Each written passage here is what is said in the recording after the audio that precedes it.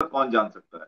हमारा But जो Jammu Kashmir, do you really think that terrorism is affiliated with army? Army पाल रही है।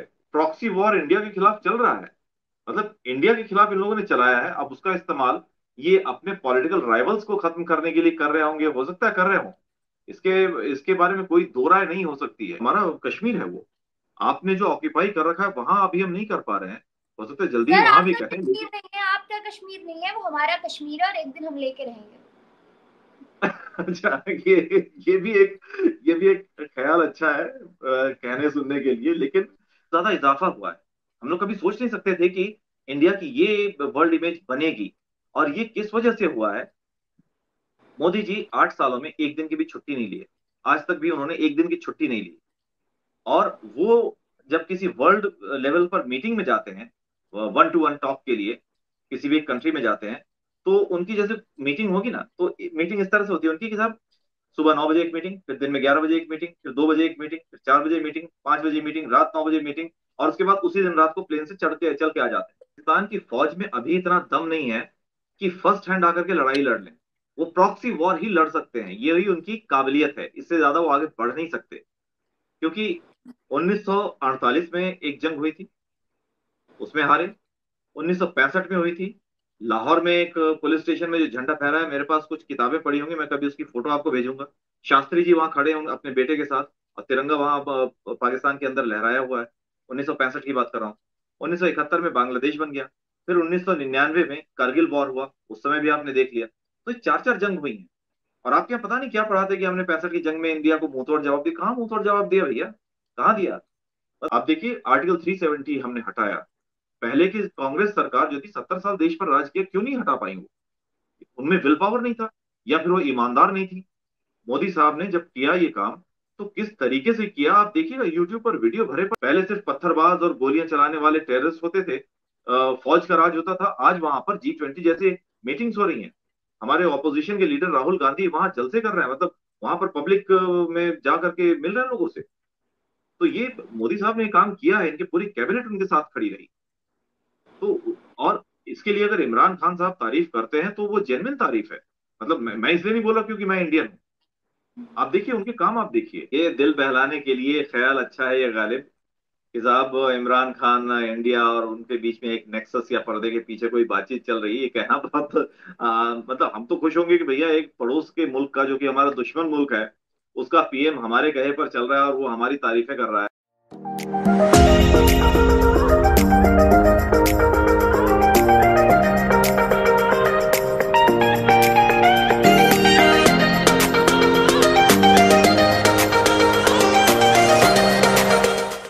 अस्सलाम वालेकुम, नमस्ते एंड सत श्री अकाल व्यूअर्स, आई एम विश्वास और आप लोग देख रहे हैं मेरा और आपका यूट्यूब चैनल। आज हमारे साथ इंडिया से गेस्ट मौजूद हैं पंकज श्रीवास्तव। सॉरी अगर मैं नाम गलत प्रोनाउंस कर रही हूँ तो sir. Thank you so much for your time कि आपने मेरे और मेरी ऑडियंस के लिए टाइम निकाला। महवेश जी, मुझे अपने चैनल में एक बार फिर बुलाने के लिए आपका बहुत बहुत धन्यवाद। मुझे भी चलिए, खुशी होती है आपके चैनल में आकर के। Thank you so much sir. Sir आज हम बात करने जा रहे हैं कुछ रोज पहले पाकिस्तान के अंदर जो हालात चल रहे थे, बहुत ज्यादा सीवियर कंडीशन थी, मगर अब आर्मी और पुलिस ने मिलकर उस पर कंट्रोल कर लिया। मगर हमारे सामने अपडेट्स ये आ रही हैं कि बहुत से लोगों को सजा सुना दी गई है, 15-15 साल की जेल कर दी गई है। बहुत से लोग, जैसे 2 पाकिस्तान से जर्नलिस्ट गायब हो गई हैं, बिल्कुल उनका अता पता नहीं है। उनकी फैमिलीज बहुत ज्यादा परेशान है। 16 लड़कियां पकड़ी गई थी, जिसमें से एक एक करके बहुत सी रिहा हो गई, मगर उन 2 का अभी तक कोई अता पता नहीं है। तो आपको क्या लगता है कि ये जो सिचुएशन अंडरग्राउंड चल रही है, इसको लेके क्या कहेंगे? क्योंकि अब पहले जो फ्रंट फेस था, पूरी दुनिया उस पे हंस भी रही थी, बोल भी रही थी, उसको तो किसी तरह से जी, दबा लिया गया है। अब जो इंटरनल मैटर्स है उनको लेके क्या सोचते हैं? देखिए, सबसे पहले ना जो आपके यहाँ सिचुएशन अभी चल रही है, इसके बारे में बात करने के लिए थोड़ा सा बैकग्राउंडर में जाते हैं हम। हम्म। बैकग्राउंड में ये है कि 65 अरब डॉलर का जो चीन ने इन्वेस्टमेंट कर रखा है सीपेक पर, ठीक है। अभी तक जो गवर्नमेंट थे आपकी, नवाज शरीफ साहब थे, वो चीन परस्त थे, चीन परस्त नेता थे। तो चीन ने इन्वेस्टमेंट भी किया, चीन का जो शी जिनपिंग आए थे आपके यहाँ, तो जो आपके नवाज शरीफ साहब है, उन्होंने बड़ा अच्छा इस्तकबाल भी किया था उनका। और ये इमरान खान जो है, ये अमेरिका परस्त बताए जाते हैं, जो हमारे यहाँ बातचीत चल रही है। और ये जो है दूसरे खेमे के हैं। आर्मी चाहती है कि चीन से पैसा आता रहे, मतलब वो चाहती तो ये कि हर जगह से पैसा आए, और जो भी सेंटर में जो आदमी बैठा रहे वो इनका पिट्ठू रहे, इनकी इनका मोहरा रहे, और वो मोहरा जो आर्मी बोले वही काम करे, उसके अलावा कोई काम ना करे। तो एक तरफ चीन का इन्वेस्टमेंट आ रहा था, और समय के साथ चीन ने क्या किया, जब आपके यहाँ टर्मोइल होता हुआ देखा, अपने लोगों पर हमले होते हुए देखे, तो चीन ने अपना इन्वेस्टमेंट धीरे धीरे कम करना शुरू कर दिया। उसके पीछे दूसरे कारण ये भी थे कि साहब चीन के पास अपने जो वो भी इकोनॉमिक क्राइसिस में घिर गया है कोविड के बाद से, तो वो भी अपना इन्वेस्टमेंट जो है फॉरेन कंट्रीज में कम कर रहा है, जहां नहीं कर रोक सकता है वहीं पर कर रहा है। दूसरी तरफ इमरान खान जो है, अच्छा, छिन कांग जो है Chinese foreign minister, G20 meeting में यहाँ पर आए थे इंडिया में। उसके बाद वो पाकिस्तान गए, पाकिस्तान जाके बिलावल भुट्टो के साथ कोई मीटिंग की उन्होंने, और उस मीटिंग के सिर्फ 48 घंटे, 48 से 50 घंटे होंगे, उसके बाद ये सारा ड्रामा क्यों शुरू होता है? आप समझ गए क्यों क्यों शुरू होता है? भाई, इमरान खान अमेरिका परस्त है, चीन को लगा होगा, जो हम लोगों का अजम्पशन है यहाँ पर इंडिया में, जो मैं जिन सर्कल्स में बात करता हूँ और जो जिस तरह से हम लोग नजर बना के रखते हैं पाकिस्तान के मामलों पर, उसमें होता यह है कि छिनकांग और चाइना नहीं चाहता है कि पाकिस्तान में जहां पर चीन ने इतना सारा इन्वेस्टमेंट किया है, वो पाकिस्तान चीन के हाथ से निकल के पाकिस्तान के हाथ में चला जाए। ठीक है, ये सारी जो कवायद है, मैं जो जिस नजरिए से देख रहा हूं इसे, उसके पीछे वजह सिर्फ यही है कि अब ये जो बैटल ग्राउंड है ना पाकिस्तान, इसके जो दो योद्धा हैं, जो दो शमशीर लेकर के खड़े हैं हाथों में, एक तरफ चीन है, दूसरी तरफ अमेरिका है। चीन जो है अमेरिका की जगह वर्ल्ड पावर के तौर पर लेना चाहता है, जबकि वो तैयार नहीं है। और खैर इस समय वो एक अलग चीज हो गया, लेकिन पाकिस्तान बैटल ग्राउंड बना है, और उसी के चलते ये जितनी भी मारामारी हो रही है आपके यहाँ, वो इसी वजह से हो रही है, और कोई वजह नहीं है इसकी। सर, पाकिस्तान के एक इन्फ्लुएंसर की जानिब से ये सुनने को मिला कि पाक आर्मी जो है वो टेररिज्म का गढ़ था, मगर हमेशा से वो ये बात जानते हैं और बहुत से लोग भी ये बात जानते हैं, मगर अब जो पाक आर्मी ने किया है वो बिल्कुल भी एक्सपेक्टेड नहीं था। उस इन्फ्लुएंसर का ये बयान है, इस पे क्या कहेंगे, जिसको बहुत ज्यादा हाईलाइट किया है इंडियन चैनल्स ने, हर हर चैनल के ऊपर ये जो है हाईलाइट बन के चली है कि पाकिस्तानी इन्फ्लुएंसर ने ये बात कही है। शयान अली उनका नाम है। कि पाकिस्तान में जो टेररिस्ट की आप बात कर रही है ना, हम्म। कि पाकिस्तान में टेररिस्ट, देखिए टेररिस्ट जो है पाकिस्तान में, वो इंडिया से बेहतर कौन जान सकता है? हमारा But जो Jammu Kashmir, do you really think that terrorism is affiliated with army? Army पाल रही है, प्रॉक्सी वॉर इंडिया के खिलाफ चल रहा है, मतलब इंडिया के खिलाफ इन लोगों ने चलाया है। अब उसका इस्तेमाल ये अपने पॉलिटिकल राइवल्स को खत्म करने के लिए कर रहे होंगे, हो सकता है कर रहे हों, इसके इसके बारे में कोई दो राय नहीं हो सकती है। क्योंकि आप देखिए, अमेरिका जब अफगानिस्तान से निकला था, रूस निकला था, और रूस को काउंटर करने के लिए अमेरिका ने मुजाहिदीन बनाए थे। अब वो मुजाहिदीन जाए कहाँ, तो उसका इस्तेमाल पाकिस्तान ने किया था इंडिया में ट्रबल फैलाने के लिए, और अफगानिस्तान में और ट्रबल फैलाने के लिए, बाकी सारे, जैसा कि हुक्मरानों के बारे में आपके यहाँ बोला जाता है। ठीक है, अब क्या है, ये जो अभी सबसे बड़ी बात तो ये है कि इमरान खान के घर में 40 आतंकवादियों की, 40 टेररिस्ट होने की बात की गई थी, आर्मी ने इल्जाम लगाया था। अगर आप उसके बारे में जानना चाह रही हैं, तो मुझे नहीं लगता कि कोई भी पीएम, किसी भी कंट्री का पीएम अपने घर के अंदर इस तरह से टेररिस्ट को रखेगा कि वो मतलब जर्नलिस्ट तक बात पहुंचे और उसकी बदनामी हो जाए। ऐसा कोई नहीं करेगा। ये आर्मी की चाल हो सकती है इमरान खान के ऊपर एक एलिगेशन लगा के उनके ऊपर कोर्ट मार्शल या दूसरे तरीके के जुल्म उठाने की, ये एक बात हो सकती है, लेकिन बतौर पीएम कोई अपने घर में नहीं रख सकता है। मतलब किसी भी कंट्री का पीएम जो होगा, जो डेमोक्रेटिकली इलेक्ट होकर के आया है, वो ऐसा काम कतई नहीं करेगा। और ये जो इल्जाम लगाए जा रहे हैं, और जर्नलिस्ट में एक सेक्शन ऐसा होता है जो हमेशा एम्बेडेड होता है, परदेश में भी जो जर्नलिस्ट वगैरह रहते हैं किसी मुल्क के, तो वो एम्बेडेड होते हैं, वो वहाँ के जो उस कंट्री के जो एस्पियोनेज नेटवर्क होता है उसके लिए काम करते हैं, ये बात हम सब जानते हैं। तो देश के अंदर भी, आपके मुल्क के अंदर भी इस तरह के काम करवाए जा सकते हैं, वो कोई बहुत बड़ी बात नहीं है। इन्होंने, आर्मी ने बोला होगा, या जो भी पर्दे के पीछे बात हुई हो, उसके तहत इमरान खान के ऊपर ये इल्जाम लगाएगा। और मैं भी कुछ समय पहले आपके अपने किसी टेलीविजन चैनल पर देख रहा था कि आपके यहाँ को कोई जर्नलिस्ट इमरान खान के पूरे कोर्टयार्ड में जा रहा है, वहां पर वो उनके जो सिक्योरिटी गार्ड्स हैं वो लोग वहां मौजूद हैं, कोई सो रहा है, कोई क्रिकेट खेल रहा है, कोई क्या कर रहा है, लेकिन टेररिस्ट तो एक भी नहीं दिखा वहां पर भी। और जर्नलिस्ट वो गलत क्यों दिखाएगा? अगर किसी न्यूज चैनल के लिए वो काम कर रहा है तो वो गलत जानकारी नहीं देगा। तो ये जो मतलब आर्मी कि का इल्जाम, जी, आर्मी का जो इल्जाम लगाना है इमरान खान के ऊपर, वो उसकी पब्लिक इमेज को डिमीन करना है। ये बताना है पब्लिक में कि इमरान खान जो है एक टेररिस्ट परस्त आदमी है, और टेररिस्ट के साथ आर्मी के खिलाफ और पाकिस्तान के खिलाफ काम कर रहे हैं। इसलिए हम उनके ऊपर कार्रवाई कर रहे हैं, इसलिए पब्लिक भी उनके पीछे हो जाएगी। क्योंकि आर्मी ने कुछ समय पहले देखा था, जब इमरान खान को अरेस्ट किया जा रहा था, तो कितना बड़ा मतलब सैलाब आ गया था, और 20 लोगों की जान चली गई थी उसमें। तो ये दिखाता है कि इमरान खान की पॉपुलैरिटी क्या है। दूसरी बात ये भी है कि लोग जो है आर्मी से पक चुके हैं। कोई भी आर्मी को अब देखना नहीं चाहता है आपके यहाँ। अभी तक तो सिर्फ आर्मी ही रूल कर रही थी ना। आर्मी ने अपने मोहरों को बैठा करके रूल चलाया है कंट्री का। लेकिन इमरान खान आर्मी के क्लचल से बाहर निकल के अपने दम पर शायद कुछ करना चाह रहे होंगे। ये बात आर्मी को रास नहीं आ रही थी, इस वजह से ये सारा ड्रामा किया जा रहा है। अच्छा, यहाँ पे मैं आपसे एक राज की बात पूछना चाहूंगी, ऑनेस्टली मुझे इसका जवाब दीजिएगा।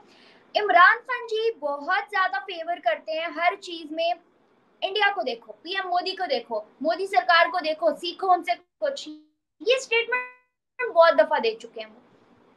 दूसरी जानिब अभी तक, ये मेरा पर्सनल क्वेश्चन है, जितने भी लोगों से मैंने इंडियन से इंटरव्यूज किए, यकीन करें उनमें से 99% लोग 99% इमरान खान की फेवर में थे। Imran Khan is always there to India और अप्रिशिएट इंडिया, और इंडियंस जो है वो भी इमरान खान, और यही यही जो राब्ता है ना, इसको देखते हुए पाकिस्तानी हुकूमत ये कहती है कि ये इंडिया के कहे पे चल रहा है, इसलिए पाकिस्तान में कलेश मचाया हुआ है। अदर देन दैट, पाकिस्तान के अंदर अभी हमारे पास एक ये भी न्यूज आई थी कि पाकिस्तान में इमरान खान ने वो कर दिया, पाकिस्तान की इकोनॉमी, अवाम और इंफ्रास्ट्रक्चर के साथ, जो इंडिया 75 साल में ना कर सका। तो इन तमाम सिनेरियोज को देखते हुए क्या कहेंगे? देखिए, ये दिल बहलाने के लिए ख्याल अच्छा है ये गालिब, कि साहब इमरान खान इंडिया और उनके बीच में एक नेक्सस या पर्दे के पीछे कोई बातचीत चल रही है, ये कहना बहुत मतलब हम तो खुश होंगे कि भैया एक पड़ोस के मुल्क का, जो कि हमारा दुश्मन मुल्क है, उसका पीएम हमारे कहे पर चल रहा है और वो हमारी तारीफें कर रहा है। तो सुनने में तो बहुत अच्छा लगता है। लेकिन ये अगर आप सही मायने में देखें तो इसका कोई वजूद है नहीं। इसके पीछे कोई कारण है नहीं, अगर आप ये जानना चाहती हैं। और दूसरी बात ये कि जो मोदी की वो तारीफ कर रहे हैं, मोदी की तारीफ आज पाकिस्तान ही नहीं कर रहा है, मोदी की तारीफ आज दुनिया कर रही है। अभी कुछ समय पहले एक सर्वे हुआ था, मैं पढ़ रहा था, उसमें 78 पॉइंट्स लेकर के मोदी नंबर 1 थे वर्ल्ड लीडर्स में, जहां पर ये आपके पुतिन भी हैं, जहां पर बाइडेन भी हैं, जहां पर शी जिनपिंग भी हैं, टर्की के एर्दोआन भी हैं। तो उसके बावजूद, इतने सारे नेताओं के होने के बावजूद भी मोदी जो है नंबर 1 पर चल रहे थे। और उन्होंने इकोनॉमी, जो इंडियन इकोनॉमी है, उसे तो बहुत बेहतर किया है। साथ में पिछले 8 वर्षों में अगर आप देखें, तो इंडिया का जो वर्ल्ड इमेज है उसमें बहुत ज्यादा इजाफा हुआ है। हम लोग कभी सोच नहीं सकते थे कि इंडिया की ये वर्ल्ड इमेज बनेगी। और ये किस वजह से हुआ है? मोदी जी 8 सालों में एक दिन की भी छुट्टी नहीं लिए। आज तक भी उन्होंने एक दिन की छुट्टी नहीं ली। और वो जब किसी वर्ल्ड लेवल पर मीटिंग में जाते हैं, 1 to 1 टॉक के लिए किसी भी एक कंट्री में जाते हैं, तो उनकी जैसे मीटिंग होगी ना, तो मीटिंग इस तरह से होती है उनकी कि साहब सुबह 9 बजे एक मीटिंग, फिर दिन में 11 बजे एक मीटिंग, फिर 2 बजे एक मीटिंग, फिर 4 बजे मीटिंग, 5 बजे मीटिंग, रात 9 बजे मीटिंग, और उसके बाद उसी दिन रात को प्लेन से चल के आ जाते हैं। हमारे जो फॉरेन मिनिस्टर हैं एस जयशंकर साहब, उन्होंने भी एक बार बोला था किसी मैं उनके वीडियो देख रहा था, तो उन्होंने बोला था कि किसी कंट्री में वो लोग जा रहे थे, तो उनका 5 दिन का दौरा था। तो बोलते 3 रातें तो उन्होंने प्लेन में ही सो करके बिताई हैं। मतलब वो जब ट्रेवल कर रहे हैं उस समय प्लेन में सो गए, उठे, कपड़े चेंज किए, जाके मीटिंग हुई, एक मीटिंग हुई, 2 मीटिंग, एक एक दिन में 3 3 4 4 मीटिंग उन्होंने की। और जबकि हमारे पहले के पीएम जो जाते थे, वो एक मीटिंग आज होगी, दूसरी मीटिंग कल होगी, तीसरी मीटिंग परसों होगी, उसके बाद एक दिन हम आराम करेंगे। और जर्नलिस्ट को अपने प्लेन में भर भर के ले जाते थे, प्राइवेट चैनल के जर्नलिस्ट को, उन्हें महंगे गिफ्ट दिए जाते थे, उन्हें शराब की बोतलें दी जाती थी। इसलिए जर्नलिस्ट पहले के पीएम्स के बारे में बहुत अच्छा अच्छा लिखते थे, और मोदी की इतनी बुराई भी करते थे। मोदी की बुराई इसलिए कर रहे हैं क्योंकि मोदी साहब किसी को, मतलब दूरदर्शन जो हमारा सरकारी टेलीविजन चैनल है, उसके जर्नलिस्ट को ही बस लेकर के जाते हैं। बाकी अगर आपको आना है प्राइवेट चैनल से, आप तो अपने खर्चे पर आइए, हम नहीं लेके आएंगे आपको। और हमारी मीटिंग जो इतनी टाइट होंगी, हम हमारे मुल्क का एक भी पैसा बर्बाद नहीं करेंगे कहीं। अगर हम एक दिन में 3 मीटिंग करके काम पूरा करके एक दिन में ही वापस आ सकते तो हम क्यों नहीं आए? तो इस वजह से, और ये सारी चीजें दिख रही हैं, ऐसा नहीं है कि नहीं दिख रही हैं। आप देखिए आर्टिकल 370 हमने हटाया। पहले की कांग्रेस सरकार जो थी 70 साल देश पर राज किया, क्यों नहीं हटा पाई वो? उनमें विल पावर नहीं था, या फिर वो ईमानदार नहीं थी। मोदी साहब ने जब किया ये काम, तो किस तरीके से किया आप देखिएगा, यूट्यूब पर वीडियो भरे पड़े हैं उसके कितने। जबकि जो हमारे राज्यसभा है ना, क्या बोलते हैं उससे अंग्रेजी में, अपर हाउस, अपर हाउस में हमारे उतने बीजेपी के उतने मेंबर्स नहीं है जितने लोअर हाउस में लोकसभा में है। बावजूद इसके उन्होंने 370 आर्टिकल लागू किया, और किस मुश्किल से किया। और आज देखिए कश्मीर की हालत एकदम बदल रही है। पहले सिर्फ पत्थरबाज और गोलियां चलाने वाले टेररिस्ट होते थे, फौज का राज होता था। आज वहां पर G20 जैसे मीटिंग्स हो रही हैं। हमारे ऑपोजिशन के लीडर राहुल गांधी वहां जलसे कर रहे हैं, मतलब वहां पर पब्लिक में जा करके मिल रहे हैं लोगों से। तो ये मोदी साहब ने काम किया है, इनकी पूरी कैबिनेट उनके साथ खड़ी रही। तो और इसके लिए अगर इमरान खान साहब तारीफ करते हैं तो वो जेन्युइन तारीफ है। मतलब मैं इसलिए नहीं बोला क्योंकि मैं इंडियन हूँ। आप देखिए उनके काम, आप देखिए। तो इस वजह से मतलब मोदी साहब की इतनी तारीफ हो रही है और इंडिया की तारीफ हो रही है। पंकज जी, आपने यहाँ पे G20 का जिक्र किया, कश्मीर में होने वाली, ये भी एक बहुत बड़ा इतिहास खड़ा हुआ है फिलवक्त पाकिस्तान में, कि हर पाकिस्तानी पॉलिटिशियन की जुबान पे ये बात है कि G20 कश्मीर में ही क्यों।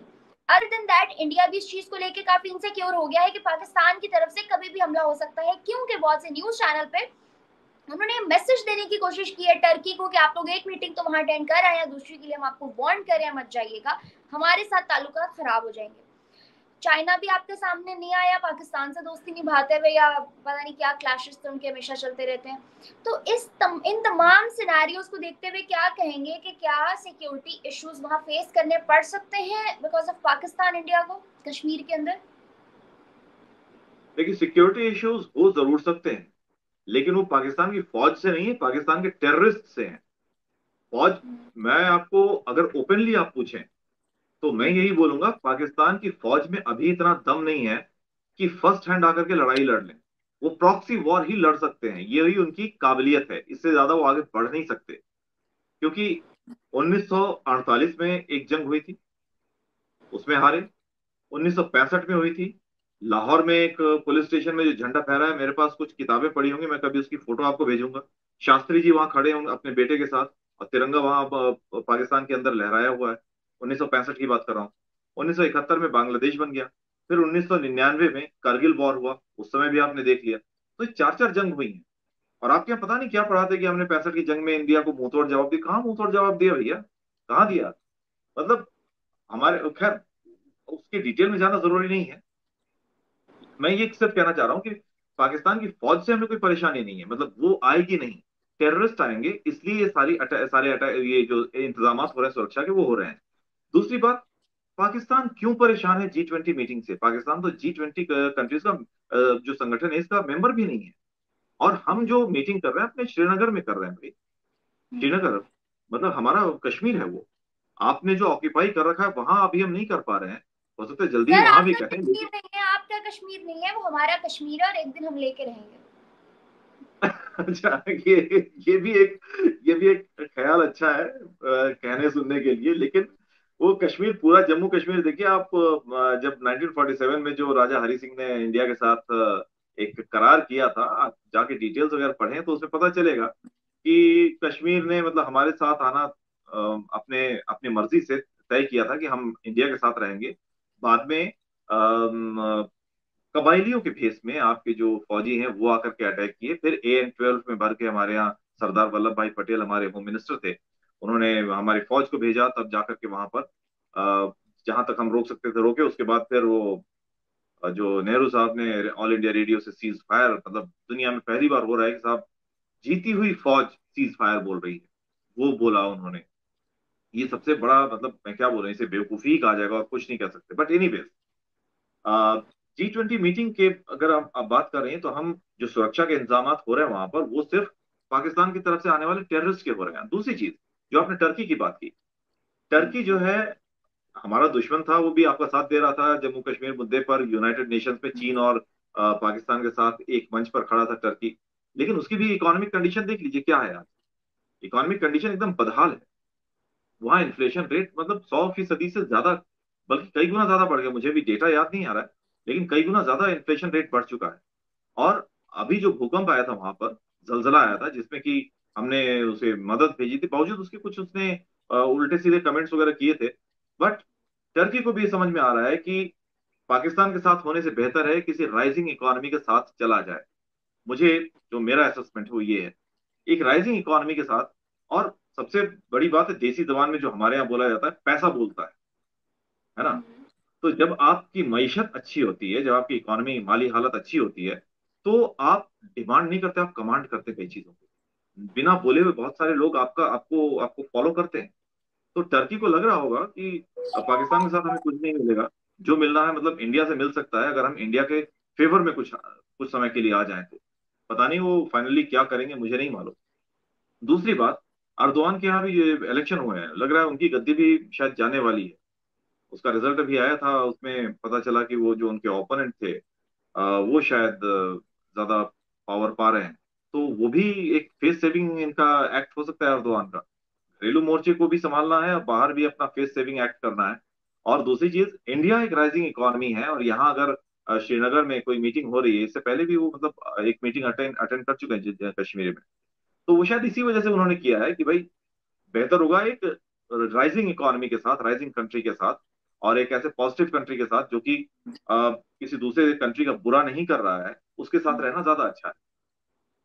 सर आपको नहीं लगता हमेशा इंडियंस जो है वो पाकिस्तान को, पाकिस्तानियों को बुरा भला कहते हैं, तो कहीं ना कहीं प्रोपेगेंडा दोनों जानिब से चलता है?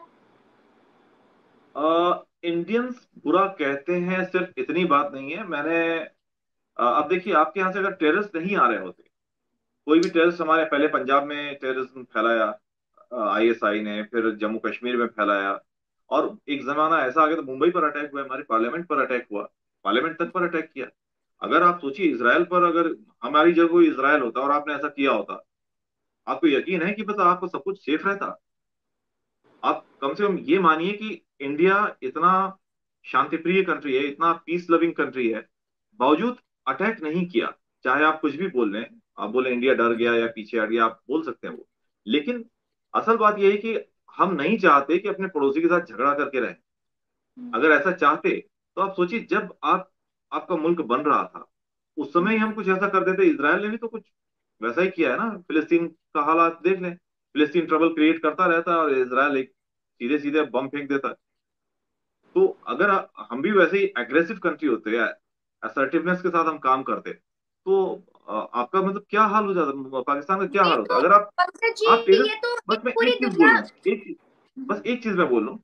अगर आपके यहाँ से टेररिस्ट नहीं आते, तो देखिए आपके यहाँ से क्रिकेटर्स आ रहे थे हमारे यहाँ, आपके यहाँ से कव्वाल आ रहे थे, कव्वाली गाने, आपके यहाँ से फिल्म एक्टर्स आ रहे थे, आपके यहाँ से बिजनेसमैन हमारे यहाँ आ रहे थे। और कभी ऐसा नहीं हुआ कि हमने उनके साथ बुरा बर्ताव किया हो, बल्कि वो यहाँ से खुश होके गए। इवन हमारे यहाँ के लोग भी पाकिस्तान जाते हैं तो खुश होकर के वापस आते हैं।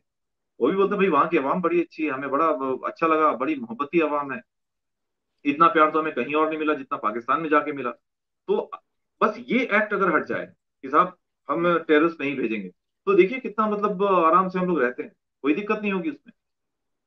जी आप कुछ पूछ रही थी, मैंने आपको रोक दिया, बोलने नहीं दिया। मैं, मेरे दिमाग से बात निकल गई है। आप मेरे को पता नहीं, आपको कोई पॉइंट करने लगी थी काउंटर, उसके बदले में आप चुप बोल रहे थे। जी, मैं सिर्फ यही बोल रहा था कि अगर ये जो अटैक्स वगैरह होते हैं ना, मतलब टेररिस्ट के अटैक्स हो रहे हैं, टेररिस्ट आ रहे हैं, तो ये चीज अगर नहीं हो, तो उसके बाद दोनों देशों के संबंधों में बहुत अच्छा सुधार हो सकता है। और अभी देखिए, अभी जो आपकी पहले भी आपके यहाँ जो कभी टर्मोइल आया, आर्मी ने टेक ओवर किया या फिर इकोनॉमी आपकी डाउन हुई, उस समय फिर जैसे यहाँ से आलू प्याज टमाटर और वो जो घरेलू चीजें हैं, ग्रोसरी का सामान है, बाकी जो इंडस्ट्रियल गुड्स है, कैपिटल गुड्स है, कंज्यूमर ड्यूरेबल गुड्स है, नॉन ड्यूरेबल गुड्स है, ये सब जाना शुरू हो जाते थे। मोदी गवर्नमेंट ने क्या कहा भाई, हाँ बताएं। मैं आपको ये बोलने वाली थी कि आपने कहा कि इंडिया जो है अगर एग्रेसिव कंट्री होता तो इस तरह से होता, लेकिन इंडिया बहुत पीसफुल कंट्री है। तो ये बात पूरी दुनिया जानती है, इंडिया बहुत पीसफुल कंट्री है। इवन मैंने पाकिस्तान में बहुत से पब्लिक रिएक्शंस किए जिनका जवाब मुझे सुनने को मिला कि इंडिया एग्रेसिव नहीं है, पाकिस्तान एग्रेसिव कंट्री है क्योंकि इंडिया चलता है दिमाग से, इंडिया ब्रेन गेम खेलता है सबके साथ। वही टर्की के साथ किया कि दिमाग के साथ उनको अपनी साइड पे किया, उनके मुश्किल टाइम में उनकी मदद करके, ताकि कल को टर्की हमारे साथ है। और जब टर्की ने सपोर्ट नहीं किया तो तब पाकिस्तानियों ने बोला कि देखा मुंह की खानी पड़ गई, हिंदुस्तान को साथ दे के भी कुछ ना मिला। मगर अब देखें कि वो जो बोया हुआ बीज था वो आज कट रहा है कि दोबारा Y20 की मीटिंग अटेंड करने टर्की पहुंच गया हिंदुस्तान। इस सारे सिनेरियो पे क्या कहेंगे? जी देखिए, कुछ चीजें ऐसी होती है महविश जी कि आप उसे डिप्लोमेसी बोल सकती हैं, लेकिन भले ही आपका दुश्मन हो, जंग के मैदान में आपने तलवार से मार दिया या मर रहा है वो, लेकिन जब वो एकदम मरने के कगार पर खड़ा है और वो पानी मांग रहा है, तो आप क्या करेंगी? क्या आप एक बार से उसकी गर्दन अलग कर देंगी, या आपके पास पानी की बोतल है आप उसे पानी पिलाएंगी? पानी पिलाएंगे। हाँ, इंसानियत होती है ना। आप दुश्मन में भी इंसानियत होती है, ऐसा नहीं है कि दुश्मन एकदम हर समय कट्टर ही होता है। तो टर्की से हमारे जो डिप्लोमेटिक रिलेशंस खराब थे, और उसके यहाँ जो जलजला आया उसके बाद हमने जो मदद की, तो वो इंसानियत थी, मतलब वो डिप्लोमेसी नहीं थी। हमने ये देख के मदद नहीं की कि भाई आज हम यहाँ मदद करें कल हमें वहां मिलेगा। वो माइंड गेम नहीं कह सकते उसे, क्योंकि उस समय जब आप वीडियो में देख रहे होते, न्यूज रील जब आती है आपके पास, न्यूज दिखाई जा रही है कि कितने लोग फंस गए। अब उन बेचारों को क्या कसूर था? जो लोग बिल्डिंग में रह रहे हैं, रात को सो रहे बेचारे, दब गए। अब वो निकाल तो लिए गए, लेकिन अब उनके पास सर छुपाने की छत नहीं है, और सर्दी पड़ रही वहां पर। तो ऐसे में आप क्या करेंगे? आपको तो दवाई और फिर कंबल और खाने का सामान वो सब भेजना है ना, वो सब तो आप एग्जैक्टली भेजेंगे। और और उसके कोविड के बाद समय भी हमने किया, कोविड के समय भी हमने कई देशों को मुफ्त में वैक्सीन भेजी थी। इसलिए थोड़ी भेजी थी कि भाई हमें अब आगे नाम मिलेगा, हमें उसका रिटर्न मिलेगा, ऐसा नहीं होता है। हम कर सकते हैं, हम करेंगे। और कई कंट्रीज ऐसे हैं जो करना हम, इंडिया अकेला ऐसे कंट्री नहीं है, दुनिया में कई ऐसे देश हैं जो अब जब उनकी बारी आती है कुछ करने की इंसानियत के नाम पर भी, वो करते हैं। इंसान होने के नाते हमारे फर्ज बनता है। ऐसे ही है पंकज जी, ये कुछ चीजें वो है जो हम नहीं बल्कि पूरी दुनिया जानती है, लेकिन फिर भी जानते हुए भी कोई मानना ना चाहे तो वो अलग बात है। खैर, थैंक यू सो मच। इसको करते हैं वाइड अप। कोई लास्ट मैसेज आप मेरी ऑडियंस को देना चाहें? हम यही कहना चाहेंगे कि भाई अपनी ऑडियंस से कि जो इंडो पाक रिलेशंस है ये बेहतर बने, इसी में हम सबका उद्धार है, हमारा हम सबकी भलाई है। क्योंकि देखिए, एग्जैक्टली। पूरा जो खित्ता जिसे आप कहते हैं ना, इंडियन सब कॉन्टिनेंट, नेपाल, बांग्लादेश, पाकिस्तान, अफगानिस्तान, म्यांमार, श्रीलंका, मालदीव, ये जो पूरा एरिया है, यहाँ सबसे ज्यादा आबादी रहती है। अगर इन सारे इलाकों की जो इकोनॉमिक कंडीशन है वो सुधरेगी और आपस में रिलेशंस अच्छे रहेंगे, तो हम सब एक साथ प्रोग्रेस करेंगे। वरना होगा क्या? जैसे आज हमारे मुल्क में, भारत में, बांग्लादेश से इलीगल तौर पर बहुत सारे इमिग्रेंट्स आ रहे हैं और यहाँ रह रहे हैं। वहां उतना उनका भविष्य अच्छा नहीं है, इसलिए यहाँ पर आ रहे हैं। अगर वहां भी इंडस्ट्रियलाइजेशन हो, वहां भी तरक्की हो, आर्थिक तरक्की हो, तो वो लोग यहाँ से भाग, वहां से भाग के यहाँ नहीं आएंगे। ये सारी तो चीजें लीगल हो जाए और ये तमाम एरिया जो है वेस्ट से ज्यादा तरक्की करे, तब हम कह सकते हैं कि अब यहाँ से भी कोई सुपर पावर उठ सकती है। ऐसा ही है, बिल्कुल सही कह जी, रहे हैं। अगली अगली जो सदी है, जो 21वीं सदी है, ये एशिया की सदी है। और इस ये समय हमारा है, इसे हमें खोना नहीं चाहिए। दिमाग से काम एग्जैक्टली। लेना चाहिए, और सबसे पहली चीज है इकोनॉमी स्टेबल होना चाहिए। और जैसे खासकर आपकी कंट्री की बात करूं, पहले पॉलिटिकल स्टेबिलिटी, फिर इकोनॉमिक स्टेबिलिटी, देन प्रॉस्पेरिटी। बाकी जगह जो है, साउथ ईस्ट एशियन कंट्रीज को देखिए, अगर चाइना की असर्टिवनेस खत्म हो जाती है वहां पर, तो देखिए आज की तारीख में वो जो जगह है वो बहुत ज्यादा तरक्की करेगी। उसके साथ हमें भी बहुत ज्यादा, मतलब साउथ एशिया और साउथ ईस्ट एशिया, ये पूरा का पूरा एरिया जो है आने वाले दिनों में यही तरक्की करने वाला है। और इसके लिए जरूरी है हम आपस में कोऑर्डिनेशन और कोरिलेशन अच्छा बनाएं। Exactly. Thank you so much Pankaj ji, बहुत अच्छा लगा आपसे बात करके। होपफुली हमारी ऑडियंस को भी मजा आया होगा। मिलते रहेंगे फर्दर सेक्शंस में भी। Thank you so much guys for watching, और थैंक यू मुझे और मेरे मैम, जी, गेस्ट मुझे से बुलाने के लिए इजाजत। अपने चैनल में। Player is all mine sir, thank you so much for coming. Okay guys, मुझे और मेरे गेस्ट को इजाजत। मिलते हैं नेक्स्ट वीडियोस में, तब तक के लिए मेरे चैनल को लाइक, सब्सक्राइब और बेल आइकन को क्लिक करना बिल्कुल मत भूलिएगा। अल्लाह हाफिज।